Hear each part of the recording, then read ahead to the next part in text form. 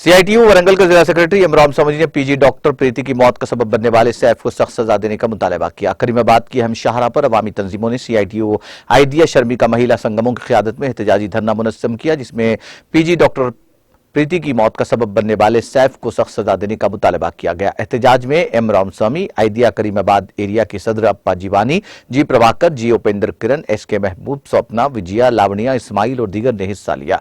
इस मौके पर उन्होंने कसूरवारों को सख्त कानूनी सजा देने का मुतालबा किया। గత వారం రోజుల నుంచి చూస్తే ఆత్మహత్యలు, ర్యాగింగ్ వల్ల చనిపోవడము, అదేవిధంగా మర్డర్ చేయడం జరుగుతూ ఉన్నది. ఈ రాష్ట్రంలో రాక్షస పరిపాలన సాగుతూ ఉందా? గత కొన్ని నెలలుగా జరుగుతున్నటువంటి సైఫ్ ర్యాగింగ్ను అక్కడ హెచ్ఓడి ఎందుకు అరికట్టలేదు?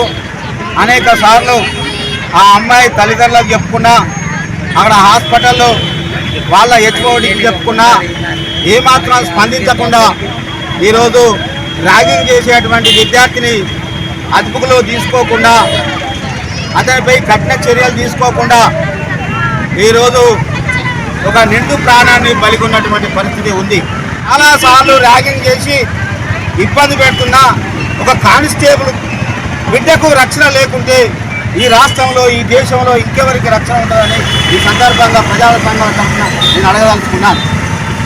ఇప్పటికైనా హెచ్ఓడిని కస్టడీలో తీసుకొని ఏం జరిగిందో పరిశీలన చేసి ఖచ్చితంగా హెచ్ఓడిని సస్పెండ్ చేయాలి. అదేవిధంగా సైఫ్ అనేటువంటి ర్యాగింగ్ నేరస్తునికి ఖచ్చితంగా కఠినమైన శిక్షను వేయాల్సిందిగా ఈ సందర్భంగా సిఐడి తరఫున డిమాండ్ చేస్తూ ఉన్నాం.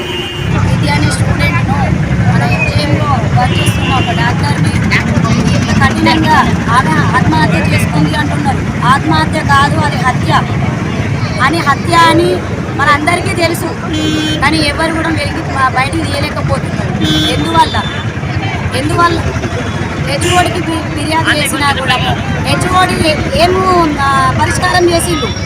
ఆ అమ్మాయికి ఏం న్యాయం చేసిండు? అమ్మాయి చనిపోయిన తర్వాత ఏం న్యాయం చేస్తే ఏమొచ్చింది? వాళ్ళ కుటుంబానికి ఒక బిడ్డను కోల్పోయిన బాధ ఉంది కదా, ఆ బాధ నుంచి ఎవరు బయటికి తీస్తారు? ఈ కడుపు కోతను మిగిలించిన సైఫ్ అనే వ్యక్తిని కఠినంగా శిక్షించాలని మా